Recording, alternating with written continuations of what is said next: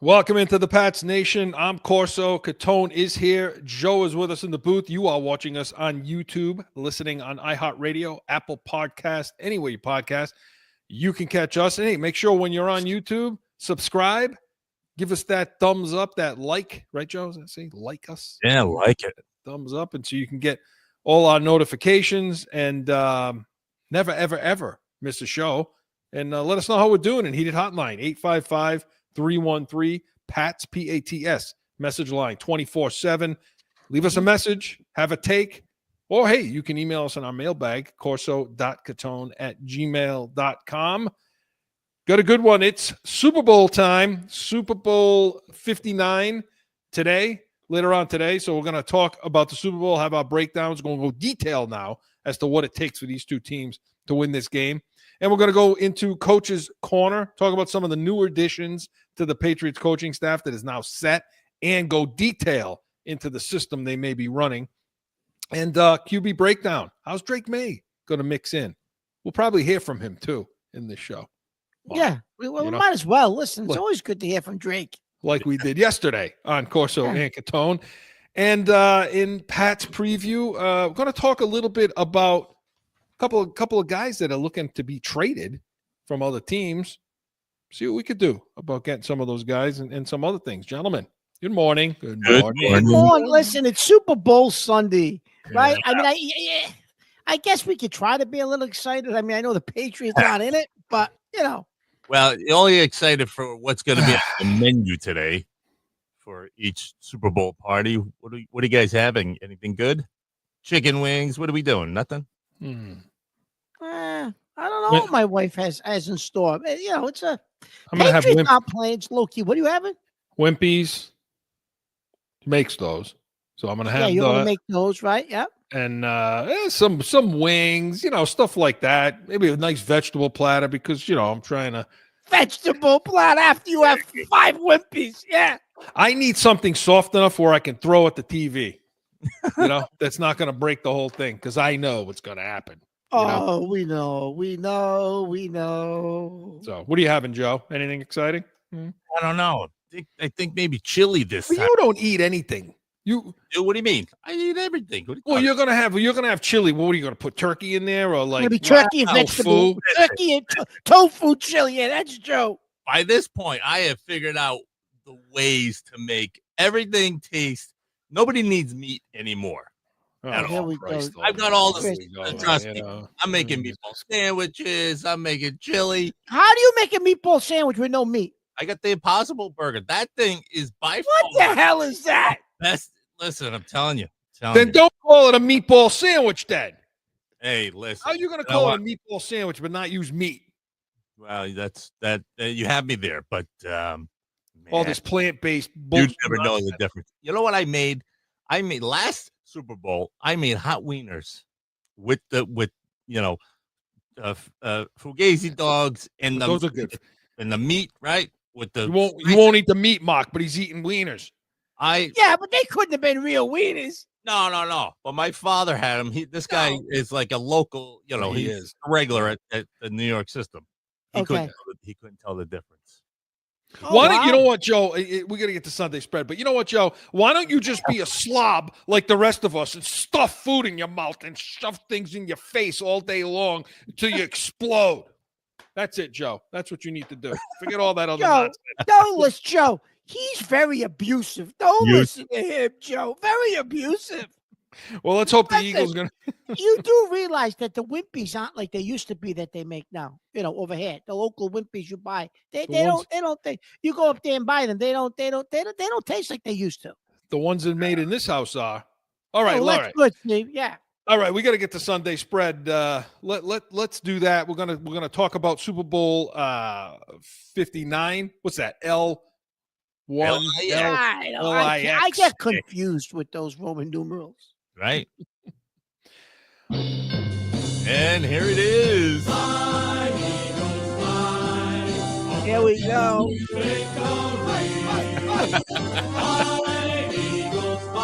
Yeah. You must have had him play this. You. Beautiful. Okay, so it's a 1.5 points. Kansas. We'll get to that in a minute. It's a 1.5 spread. Kansas City's favored, over under 48.5. Okay, we talked some about this yesterday. We blew a lot of time on Super Bowl food. So let's get to it, Mike. All right. What are the keys? What do we got to do? What is how are you seeing this thing going and breaking down over here? Well, yesterday I mentioned the fact that I thought Kansas City was actually going to switch up what they were going to do this week, and I thought you'd see them try to run the ball more with Pacheco and maybe Hunt, but more so Pacheco, not necessarily Hunt. Just because I think Andy Reid will want to keep that defense off balance, and that'll be easier then to offer the run to work in the things that Reid does. And I know you didn't think that was going to happen, Chris. You thought that they would stick with – I think that's one of the keys. In my opinion, they're going to have to run the ball against this defense because this defense is that good. And I don't think what Reid typically does, they have enough skilled players to make that work against his defense. But you disagreed, Chris. You said, no, I think they're going to stick with what got them there, and Reid will figure out a way to scheme guys open. I mean, what do you think? That's what he's been doing. My key is the running game. I think they're going to have to run, but you disagreed. No, I think it's going to be motion. It's going to be what it's been all season for Kansas City. It's going to be Andy Reid setting everybody up to succeed. You know how you saw Juju Smith-Schuster in one of those playoff games get open when Kelsey wheeled out, you know, where he drew the attention, and then boom, off a sluggo route, here comes Smith-Schuster for a big game, who, by the way, sucks. So, I mean, you know, he's getting these guys open. And I still think they're going to try to do the same thing with their passing protection, where they're going to try to pass protect behind Mahomes, get these guys to pursue behind Sweat and company, those guys, and have Mahomes be able to slip out and go and buy those calls down the sideline like he likes to flop and, you know, all over the place to jerk. So that's probably going to happen there. But on the other side of the ball now, if you're Philly, you got to play for that. You can't get cute and think, oh, I think they're going to switch it up. I think they're going to want to run the ball. I think they want to do this. You're talented enough on your front and in your linebacking core where I think you can absorb some of the run game from them. You're a little undersized in the linebacking core. But, I mean, for the most part, I think you'd be okay there. The Rams had success against this Philly defense. But why? Well, the Rams, you thought, had success, Chris, because of two guys, Nakua and Cup, because they're just precise route runners, and what they do in the middle of a zone, you know, they're like zone busters, and what they're doing. They rip apart zones, man. Right. And so it was more those two guys than a lack of what Philly is capable of doing on defense. You thought it was more about those two guys than it was about a deficiency in Philadelphia's defense. You don't think that Kansas City has those guys, those level of receivers this year on their team. No, I know they don't have those kind of guys. And the thing about, we talk about Andy Reid needing to scheme things open. Look, the Eagles are so good on the back end, you know, in their secondary, DeJean and Mitchell and company. I mean, these guys are so good. You're not worried if one of them ends up getting locked up on Worthy or anybody else, Hollywood Brown or whoever the hell they got. They think they can blow the top off, the lid off. You know what I mean? Yeah. They don't have anybody that's going to blow that lid off downfield. You know, Buffalo made this mistake. So you're going to see a lot of guys pushing up. And those zones are going to be compressed zones. You're going to see. So it's going to look like they're kind of in the box with safeties not as deep, because I don't think they will beat us deep first. But we're not going to let Mahomes slip out and run all over the damn field. So, I mean, I think that they're – and by the way, the other thing I think I see happening is – the Kobe Dean that hurts them being out. Yeah. Oh, that's a big loss. Big loss. Led the team in tackling. But they got a guy you think, I do too, can cover Kelsey one-on-one all day long. The linebacker Braun, Chris, Bourne, can I think it's Braun or Bourne. He's all over the field, Chris. He's an All-Pro this year. He can take him one-on-one. He absolutely can. Yeah. And so that's, to me, what if I were defending this team, I would play that zone. I would rush with my four guys because I know they can get home. Okay. And I would but I would double. I would play man to man with this guy on Kelsey all day long. Forget spying Mahomes, spy Kelsey. Because anytime Mahomes gets out, we talked about this a couple of weeks ago, Kelce likes to sneak into that hole, into that low hole spot where Mahomes can throw back across his body and the dude's wide open. Well, you ain't going to do that with that brawn on him, stuck to him. So it's going to be incumbent upon Worthy and those guys. Chris, you're right. And you bring up a good point there. I really hope they don't use him to spy Mahomes, because that would be a mistake, because then Kelce's going to get his 80, 90 yards, touchdown. And if Kelce gets 80, 90 yards and a touchdown, that means you probably lost the game. Right. So you could take him out. Mark, it's maddening to me that people can't stop this Chiefs offense. I don't understand it. I don't. But it's what it's been. Well, and by the way, the Chiefs aren't getting the yards they got good yards in the championship game because Buffalo wet themselves. But against the Texans, 212 yards, and that's like them. That's the way they play. It's maddening to me, Chris, that teams couldn't stop that offense this year. Right. The last few years, they've had a lot of different offensive weapons, different running backs that could do different things. But this year, as soon as Rashid Rice went out at the beginning of the season when he hurt his knee, it's amazing to me that this version of Kansas City won that many games. And I know it's because of Reed and because of Mahomes, and I get that. But my God, Chris. They don't score points, Mark. They scored 32 points last week, Chris, because everyone said, oh, well, Josh Allen didn't turn the ball over last week. Yeah, they did. He turned the ball over twice. Both fourth down conversions that they got stopped, Chris, gave Kansas City short fields. Kansas City scored on both those short fields. That's how they get to 32. They even scored over 30 all year, Chris. If they don't get those two short fields, Kansas City doesn't win the game. And they got those two short fields because of tush push stuff, which isn't really tush push, but you're going to see that on the other side of the ball now. So go to the Philly offense now, Mark. Yeah. Well, Philly on offense, Chris, we talked about on yesterday's show on Corso and Catone. Don't get cute. Do what got you there, right? Don't spread 3, 4 wide, 5 wide, and don't utilize Barkley, which you've done all year, because that's what took you there, and that's what's going to win you, a championship. You can't deviate from that. And if they overthink it, if Sirianni overthinks it, Chris, that's where there's going to be a problem. You need to ride Barkley. Yeah.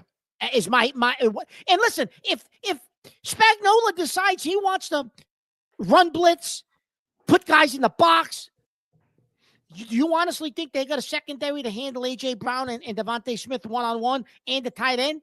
McDuffie, I mean, you do you think McDuffie can shut down A.J. Brown man-to-man? No, I was just about to say that. I don't. And if he ends up one-on-one against A.J. Brown, go to sleep, because that game's going to be over early. Mark, they loaded across the board. And Jalen Hurts is playing within himself right now, But it's because of the run game. The best quarterback's best friend is a good run game. I mean, it takes a lot of pressure off. But you're right. They got to get off the bus running the ball, because they got the best offensive line in football.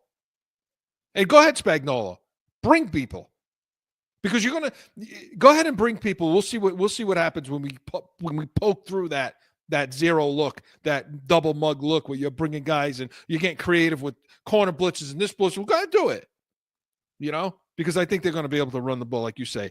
Look, Houston. Chris, I was going to say, what about Houston and Buffalo? What were their stats? 150 yards rushing against them with Cooks and Mixon.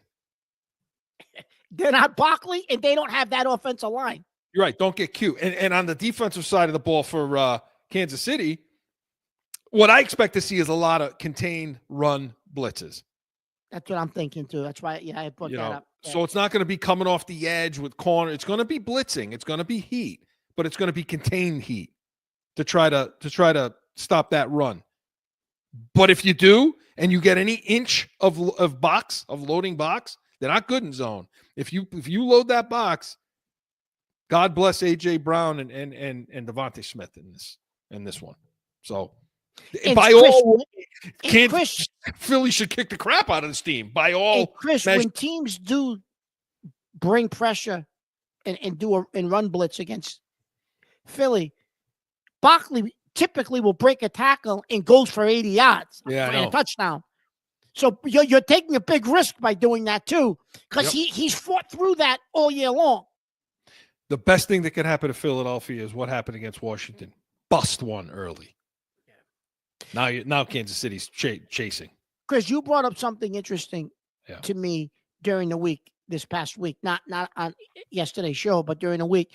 You said if Philly wins the coin toss, defer. Yes. Why would that be important for them to defer? Mahomes is too good at the end of halves, at the end of games. He's just too good. He finds a way to get points on the board. And the last thing I want is them winning that middle eight. I do not want Mahomes with the ball at the end of the half, putting points on the board, and then they come right back out in the second half. Let them take the ball in the first. Fine. Let them take the ball first. If they come down and score, so be it. It's the beginning of the game. But if you can come up with a stop right out of the gate. Now you go 3 and out, you get them off the field. That's even more, Yeah. So, I mean. So you'll defer. If you win the coin flip and you're Sirianni, you're deferring. Yeah, if I were everybody out there, I would bet those little prop bets. I would bet Kansas City to get the ball first in this game. And if Kansas City wins the coin flip, do you think Reed defers? Yeah. Or no? I don't know. Because he wants the ball. Well, because Reed wants the ball maybe to start the second half. Yeah, maybe. We'll see. Well, let's get to the pick now. Give me a pick. Give me a score from both of you. Okay. And so the MVP. The spread is what? -1.5? Yeah. Why is it 1.5? Why aren't the Eagles favored in this game? You and I talked. You said, Mark, they should be a minimum of a field goal favorite, Philadelphia, and they're getting points. And I said, well, why? And you got a theory. What's the theory? You got a theory. Because they're trying to pull money. Vegas knows what they're doing. They know what they're doing. They know that on paper, by right, Philly should kick the living crap out of this team. Okay? And so what the Vegas is doing is saying, 1.5, let's get all the money on Kansas City. Let's get everybody dumping loads of money on Kansas City, which is what's happening. That's why the line hasn't moved. And it's sitting there, and it's sitting there, and sitting there. So all right. So minus -1.5. I mean, let's give us the real pick and what we're worried about superstition about if we pick Philly, they're gonna lose, But in reality, yesterday on yesterday's show, Corso and Catone, I picked Kansas City out of superstition because I figured if I pick them, they'll lose the game. So I did that yesterday. Today I'm gonna pick the real game. I'm gonna go with Philadelphia. Yeah. I think Saquon Barkley goes over 200 yards. I think Saquon Barkley could possibly win the MVP of this game. Not the quarterback, not Hurts, Barkley. I'm going to go Philadelphia, 37-24, Philadelphia. That's mine. I had 38-24, Philadelphia, all the same reasons, everything we discussed. Joe, who do you like? Philly, 33-27. And we got 2 minutes left, Chris, quickly. If Mahomes three-peats, is he to go? No.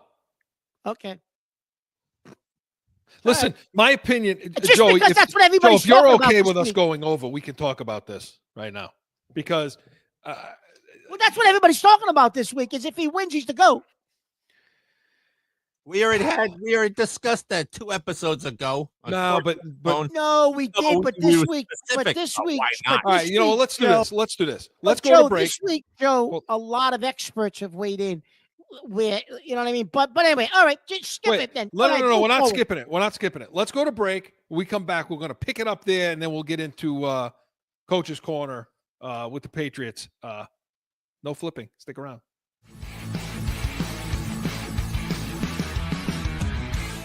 No one ever thinks they will be in need of a criminal or traffic lawyer, but things happen. Corso Law Group is Arizona's leading criminal and traffic law firm.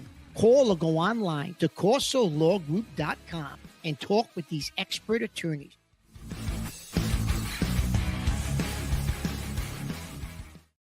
Back in with more Pats Nation. All right, before we get to Coach's Corner, let's finish what we were talking about in the last segment. Chris, Stephen A. Smith, who I respect, has said repeatedly on his show that if Mahomes three-peats, he is the GOAT. There's no one's ever done it before. Three-peat, he's the GOAT. And I know we've talked about this before, Chris, but he's not the only one who's saying that. There's been a couple other national guys now who are saying if he three-peats, he's the GOAT. Just real quick, I know is he the GOAT? No. This game, Stephen A. Smith is running for office now. He's not even in sports anymore. But listen, I respect him too, but you're wrong. You're dead wrong. And Joe, you're right. It's what we talked about. This game will not change my opinion one way or another of Mahomes at this stage. He can win this game, and he's still not the GOAT. And he's not the GOAT, okay? Not because it's not. If it's just about championships, then Terry Bradshaw's there too.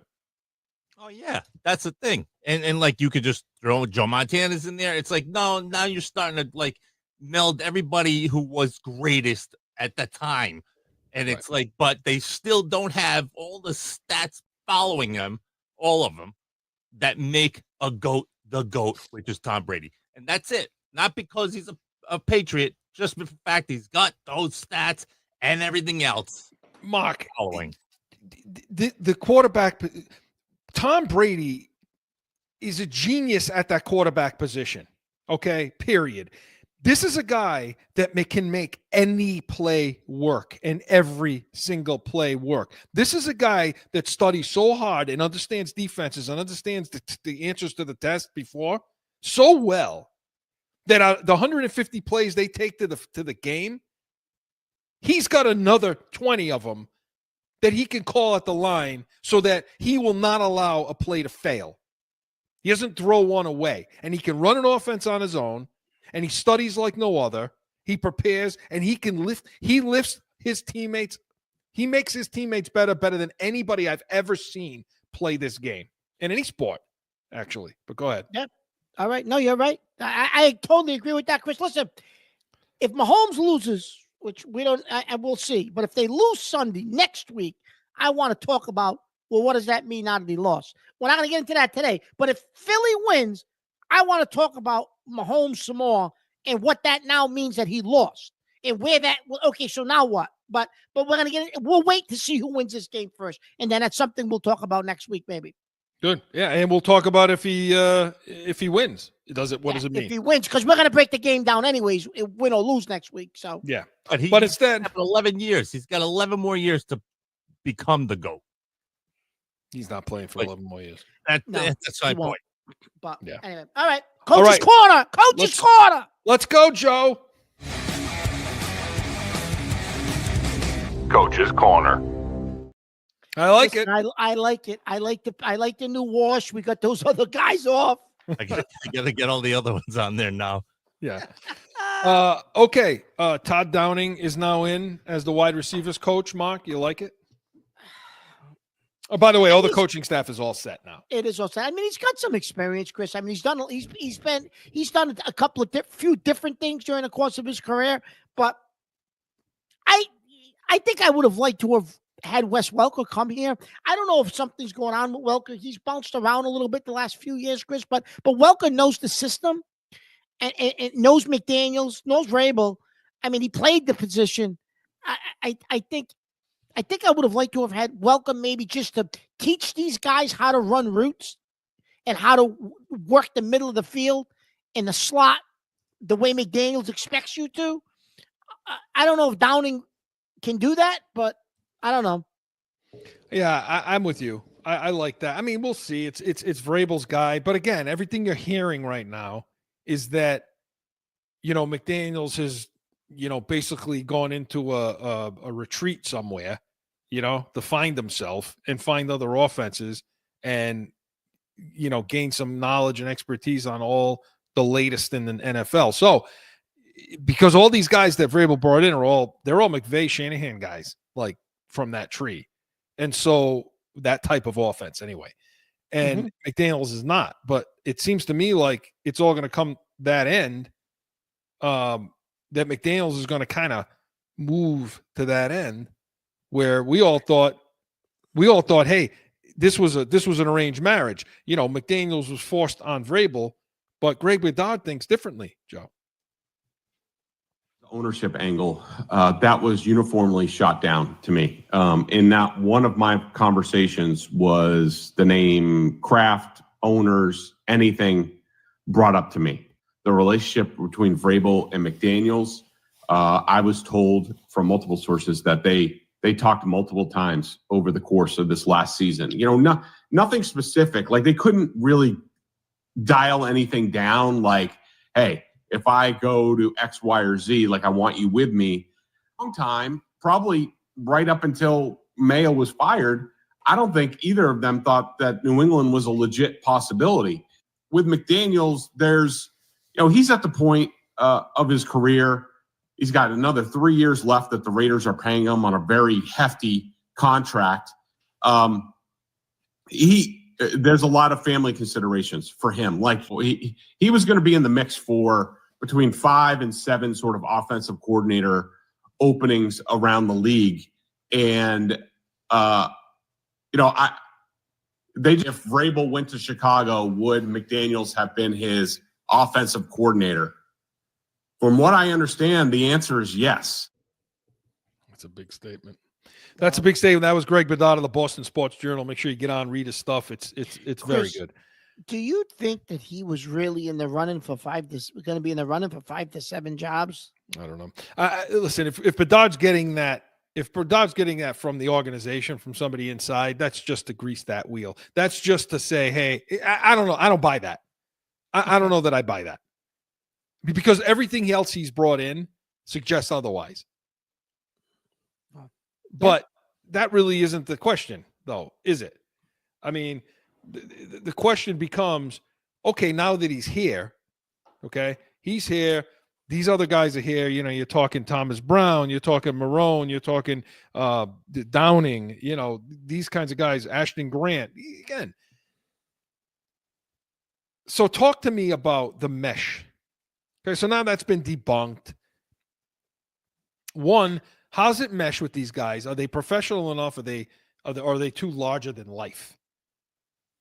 I don't think they're too larger than life, Chris. I think he has brought in guys with a lot of experience, guys that I think respect McDaniels, because, listen, none of those guys have done what McDaniels have done. Yeah, they got experience. They never won Super Bowls like he's won, multiple Super Bowls, working with the greatest that's ever done it.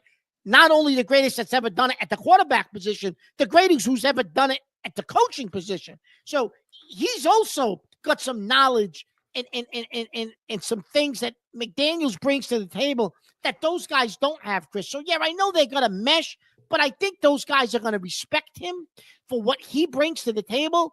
And if Vrabel's mindset is, well, we're gonna tweak. I don't want to do exactly what you did here with Tom. I want some of these other concepts to be brought in. Maybe, what we heard about, it's also been reported this week, Chris, that he spent time, with the Rams. He spent time hanging out with the Chiefs.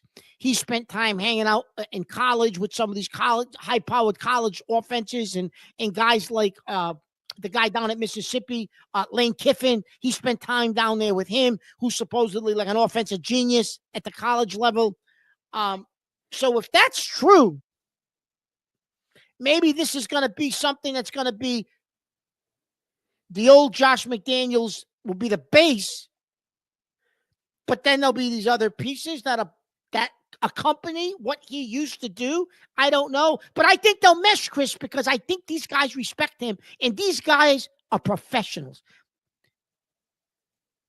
Mayo had a bunch of I don't even know why. I want to non-professionals. Non-professionals. Let's just say that. Let's say that this is a professional group, and the most probably experienced coaching staff as a collective in the league, Chris. Yeah, I mean, and to your point about the respecting Josh McDaniels, when you go down the list, just talk about former head coaches, coordinators, guys like that. Thomas Brown, Doug Marone, the special teams coordinator Springer. These guys, nobody has had, out of any of these guys, no one as a coordinator has had more success than Josh McDaniels. Which he's got 6 rings. He was there for every one of them. Maybe not the coordinator, but he was there for every one. I believe he was there for everyone. But anyway, the point is, yeah, I mean, if anybody can convert, if anybody can morph into something different, but then you're hearing people talk about, well, the McVay system really doesn't even work anymore, though. It's not successful. Now, I've said this to you. That's a bunch of crap. Well, but I've said this to you before, and I said, look, we want that offense. You yelled at me last week on the shiny penny and the bells and whistles as if you weren't calling. I don't recall that. I don't, Joe. I don't recall that. Joe, I don't recall talking about a shiny penny. Just like slamming into your own car in the driveway. Oh, Joe, defend me. Oh, he's going to go back to the car. Come on. But Mark, because we talk about that, we say, well, none of those teams have won Super Bowls. Okay, the Rams have, but nobody else. You're talking about the Dolphins, the 49ers have been there, but they haven't won. Bengals, same. Colts, Cardinals, Panthers, Titans. They all missed the playoffs this year, and they all run that system. You buy into that? No, because Chris, look at the numbers that Joe Burrow put up. Look at the numbers they put up with that team.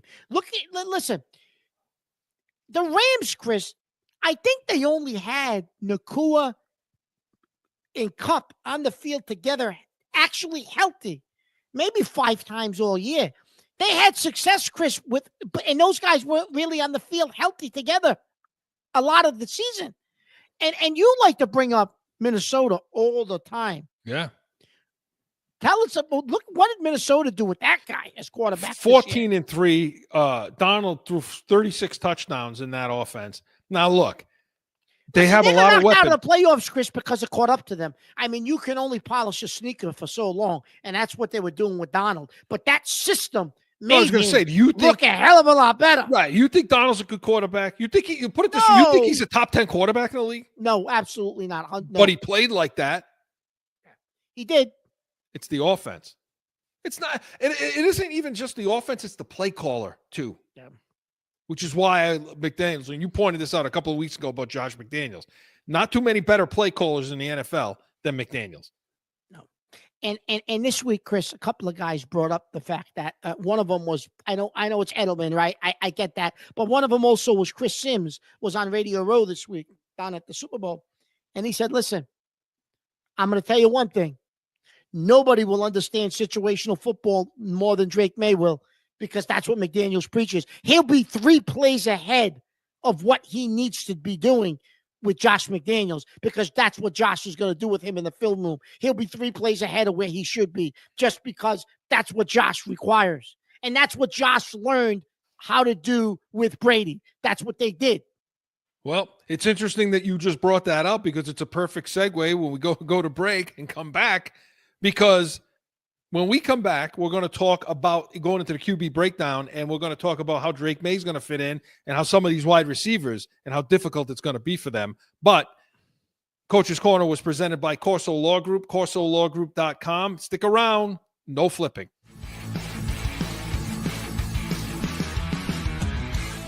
No one ever thinks they will be in need of a criminal or traffic lawyer, but things happen. Corso Law Group is Arizona's leading criminal and traffic law firm. Call or go online to corsolawgroup.com and talk with these expert attorneys.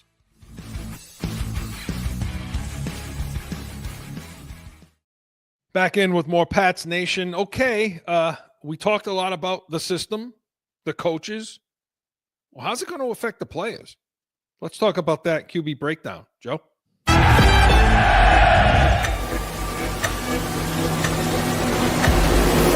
Okay, now. Hit it, boys. Hit it, boys. Hit it, boys. Here we go. So, all right, Mark. Talking about Drake May, you brought it up. Keep going. Talk about how May will work. Because to set it up, everybody's coming around on May now. All of a sudden, you got them all. Sims and what's his name? I can't remember, from ESPN.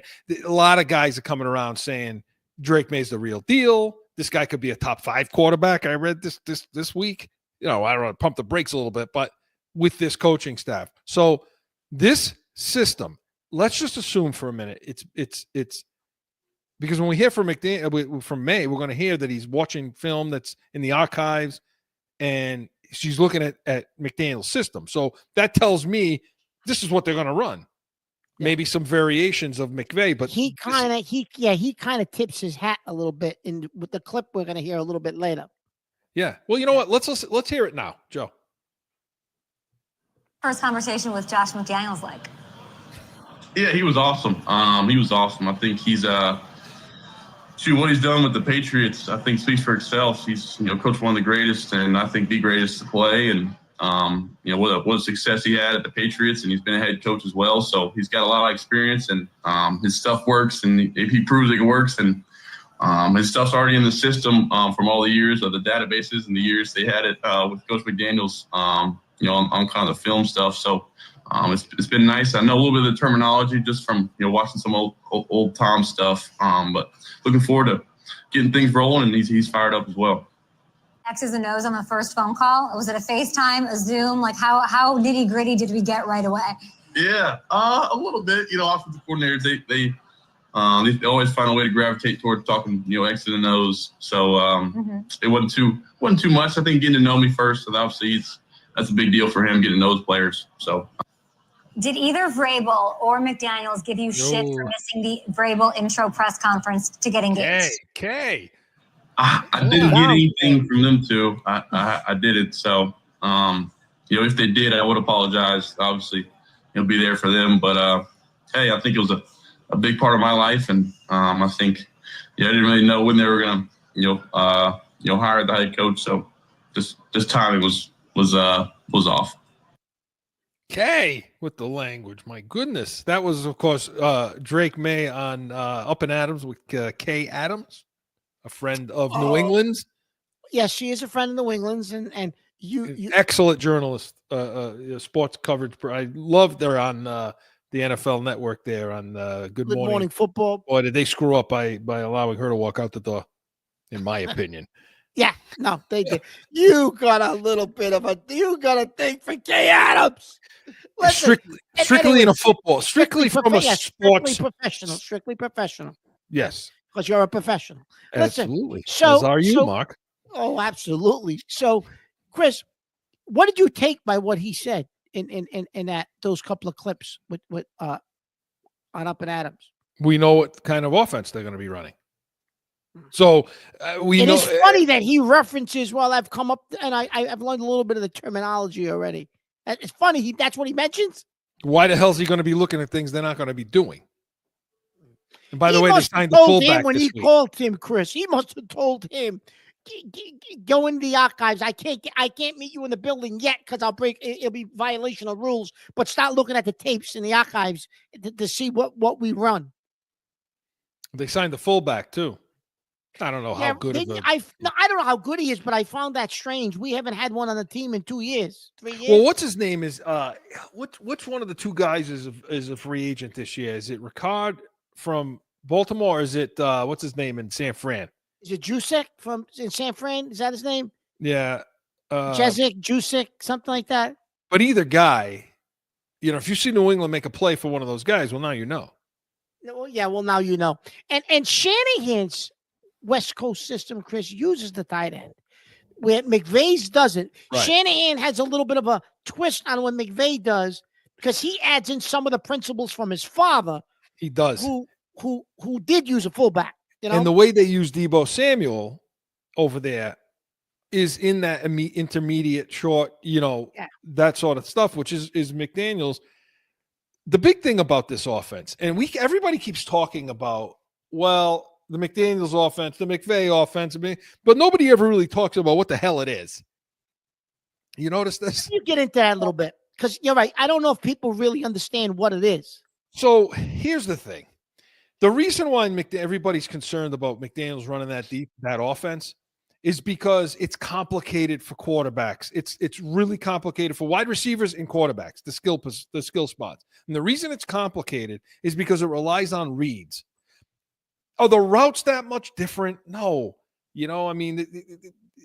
A bench route's a bench route. I mean,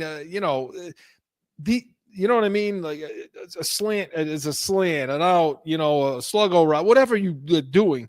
Those routes are those routes. Whip routes, things like that. Every offense has that. The difference with this offense is when the receiver and the quarterback have got to be aligned. I said a few weeks ago, it's conceptual. So when they come to the line of scrimmage, you better damn well have studied that team. And you better be on the same page because the quarterback's going to look out to you as a wideout and expect you to read what he's reading. Let me ask you a question. Not to interrupt, but to interrupt in a way to say when he has the ability to watch those plays back with like Brady, does he get the audio too? Like hearing what him and McDaniels talk about? Probably. They probably have that. There's more in those archives.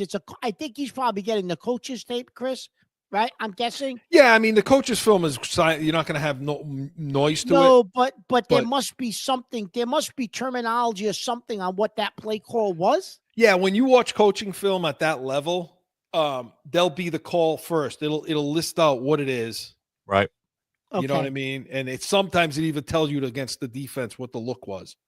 Okay. So that you could build off that. But then I want to get to your take on it too, Mark, here before we go to break. But yeah, I mean, it's conceptual. You have to be on the same page. There's a lot of read option routes. There's routes built in off routes built in, based on the look you're getting, and even like leverage, even like how the corner's lining up, what the cushion is. Is it inside? Is it outside? Is it a safety double high?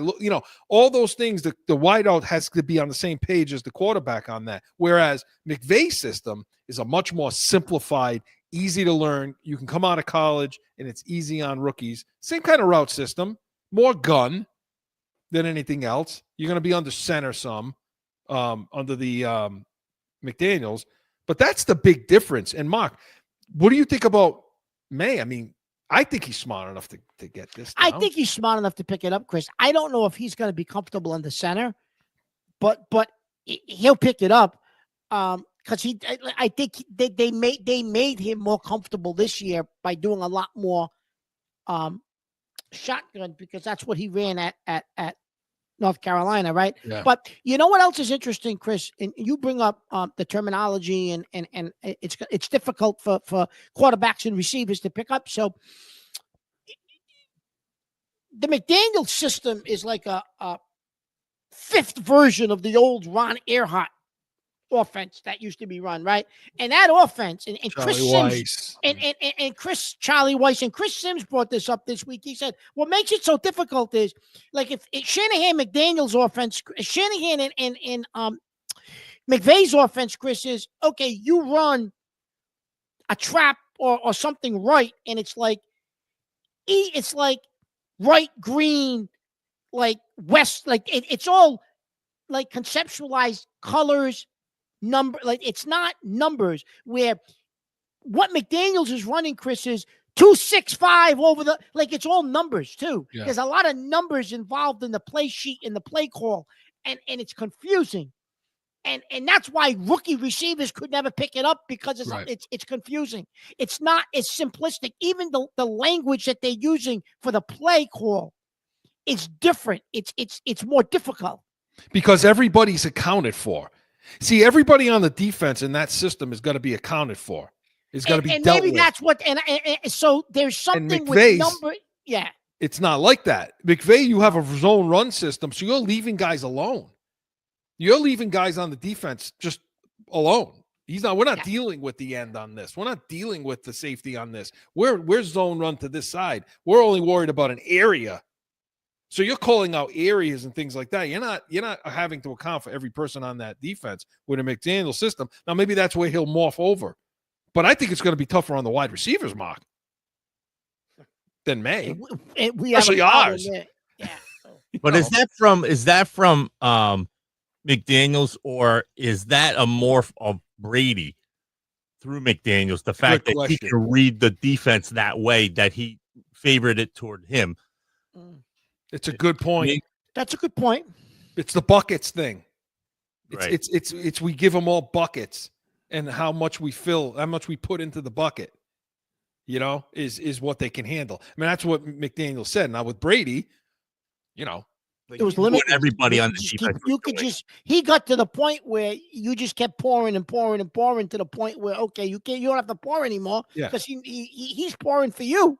Because his bucket wasn't that big in 03 and 04 and 01 and, but the bigger question is, okay, so it's not going to have that much dumped in, which means the receivers should be able to pick it up, but they can have a lot of success in the slot. And in the next segment, we're going to talk about some guys that may come free, Cooper Kupp, people like that. But as far as the complexity of it, and maybe these other guys that came in, the Downings and some of these other guys and Brown and Marone, maybe they can help McDaniels, or maybe they can get the message across to the players that simplifies it. Man, hopefully. Listen, Vrabel knows what was run here when he was here. He knows what that offense was. He knows. I mean, he was on the defensive side of the ball. Yeah, but they went against it every day. Yeah. They went against it every day. Yeah. No, and competitive beyond. Brady and them. It wasn't like this. Absolutely not. Like now, the practices are so much more low key because of these rules. But in those days, they went at each other. They're going to the Super Bowl. That's it. They're going to play Kansas City in the AFC Championship game next year. New England. You're cracking up. With all these guys. I'm not worried about Drake May in this regard. No, I'm not either. I think he'll be. Listen, he's a confident enough guy to. He'll be fine with McDaniels. Chris, listen, McDaniels is going to teach him stuff that it's going to if with his raw athletic ability. If he can comprehend and he's as smart as what people say he is, Chris, McDaniel should take him to another level. We would hope. Now it's just a matter of getting him weapons. He needs weapons, Chris. He needs weapons. Well, speaking of weapons, we're going to be talking about that. But QB Breakdown was presented by the Pats Nation. I'm sorry, Corso and Catone, Saturdays, noon Eastern. Hey, we have Catone's comments. What's wrong with you? Well, I'm still listening to that clip in my mind, So, get off that. But when we come back, we're going to talk about some of these players, some of these ideas, and we're going to do it in Pat's preview. No flipping.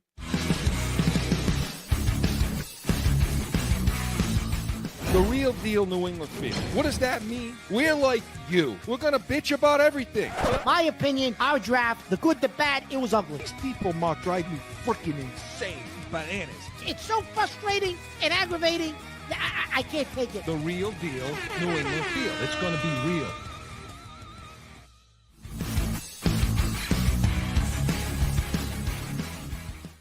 Back in with more Pats Nation. Christ, Mark, we look so much better in those commercials. You people out there, what have you done to us? This friggin' team has killed us, has aged us. The last 2 years have been awful. To say nothing. Why do you think Joe doesn't even come on the screen? Oh, yeah. Hey, Joe. Forget Joe's busy looking up recipes for tofu, pasta, and everything else. Disgusting. So what do you go to that place and get that burger never mind. Yeah. Never mind. Hey, let's talk about some of these players. Let's do it in Pat's preview, Joe. Pat's preview. Okay, Mark. So we're talking about the coaching. Now let's get to the players, okay? This week, Myles Garrett comes, basically tells the Browns, I want out. Trade me. Yeah. But he only wants to go to a contender, not a build, not a rebuild. Well, that's not us. No, it's not us. But unfortunately, let's play the game a little bit. All right. Would you give up the fourth pick in the draft for this guy? It would take more. I don't know if it'll take more, but go ahead. Yeah, it might. I don't know. Originally, I said yes. And then I thought about it. By the time, unless he's going to become, unless he's one of these guys, Chris, that's just a physical freak of nature and can play for another 6 or 7 years at peak performance. By the time you're ready to probably contend and actually win a Super Bowl, I mean, how old's this guy going to be? Is he even? What's he going to give you at that? 33. Yeah, that's what I mean. So is it worth giving up the 4th pick in the draft if Travis Hunter happens to fall in your lap for Myles Garrett? First, I said, "Oh yeah," but then when I thought about it, I don't know if I would trade for him, Chris. I really don't, just because of his age. Yeah. Like you, I was on the fence about this too. To say, well, you know what, this is a guy you can build. I mean, he's a freak, So if there's a guy, if there's a guy that can get past the age thing, this is the guy, because he is a freak of nature on the field, and then when he's dialed in, so you can build your entire defense around this guy. So I don't have a problem. I don't necessarily have a problem giving up that 4th pick for this guy, because think about it like this: if Garrett, even at this age, if he was in the draft, would you take him? I mean, you would take him at 4, positively you would. But your point is clear. When Joe's ready on Breer, I want to play that. But your point is clear on the age thing and when it's going to happen. But we heard from Burt Breer, the Athletic, this week, or MMQB, I think. Joe, let's hear it. My problem with it is his age. He's 29, and I think if you do it, then you have to get hyper aggressive. You need to be in it to win in the next year or two, because otherwise the timeline's not going to match up. He's going to get into his early 30s. He's going to slow down a little bit. Now all of a sudden he's not going to be in his prime when you're ready to contend for a championship. So I think a lot of it is about matching your timeline up with his. Yeah.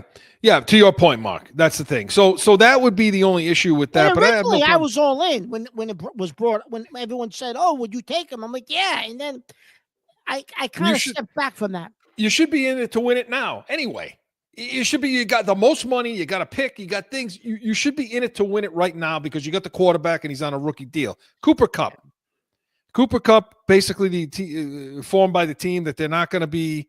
They'll be seeking a trade. This is more like the Patriots kind of deal, right? Where they don't have to pay, because Garrett, you're going to have to pay a crap ton of money to. Okay. Well, Kupp's contract, Chris, I think is $17 million this year and 20 the following year. He's got 2 years left on his deal. However, they think the Rams to dump him are going to have to eat a little bit of that money. Right. So he's not going to probably cost that much to get him. It should cost you 10 or under. You're not going to have to pick up that whole 38 million. No, it should for this year, it should only cost you 10 or under. Yeah.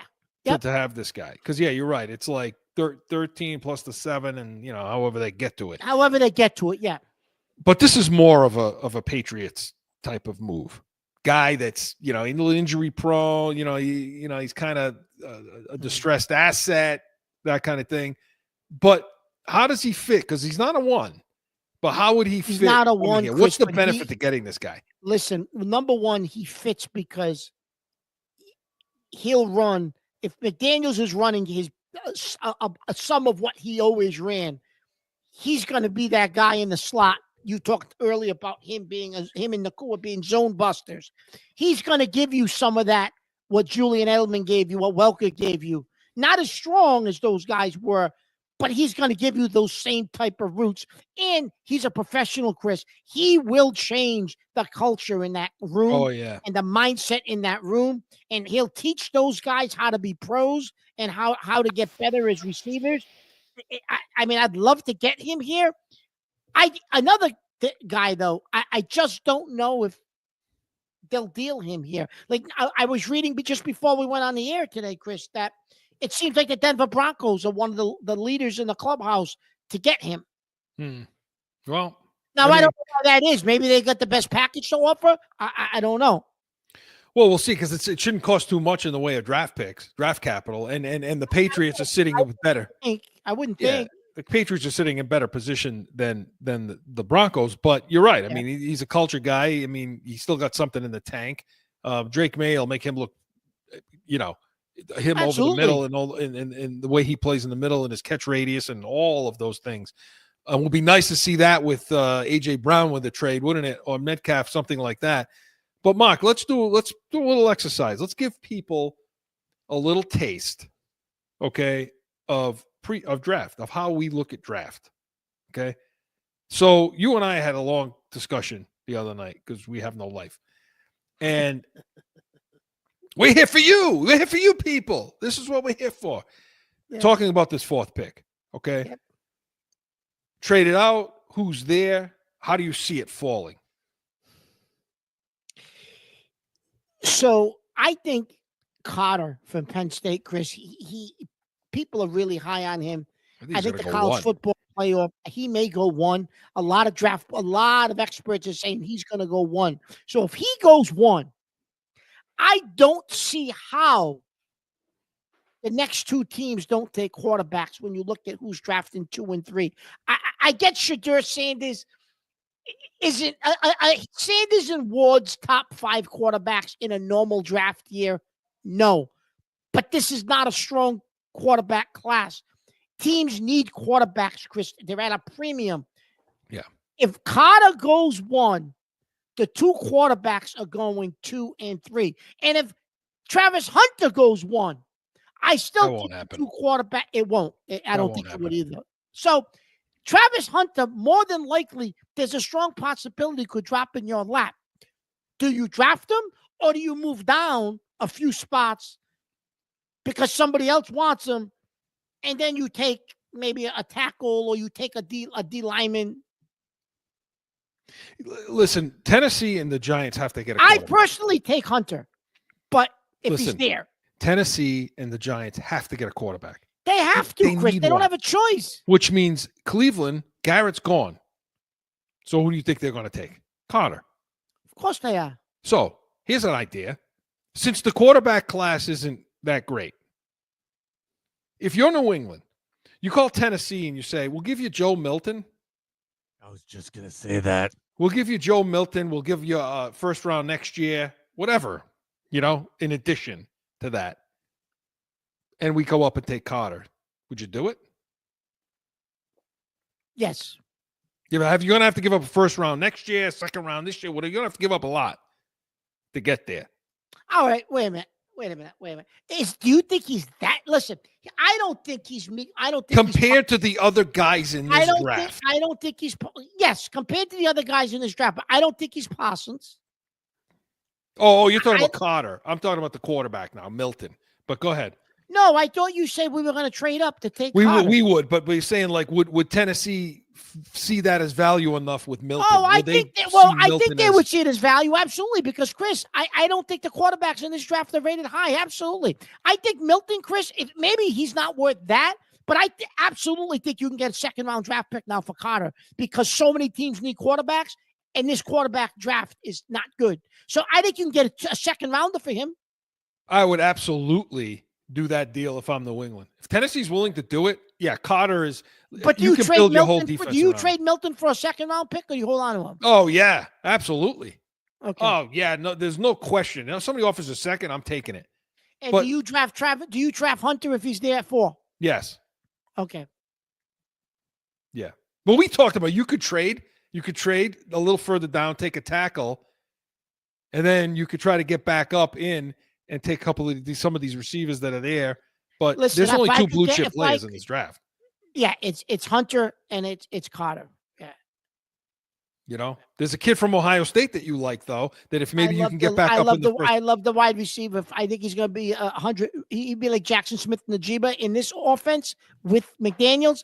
But you'd have to get back into the 1st round because I think he'll go in the 20s. Which, if you trade the 4th pick, and you can, you probably can. All right. And get your tackle. We're running against time. So, all right. We're going to listen, a lot more of this talk over the next friggin' 6 weeks. Yes. So the Pats Nation was presented by Corso and Catone Saturdays, 12 Eastern. We're going to have B's and C's, Catone's Comments. Come back next weekend, 8 a.m. Eastern. We're going to break down the Super Bowl and so much more. We are the Pats Nation. Hey, enjoy the Super Bowl.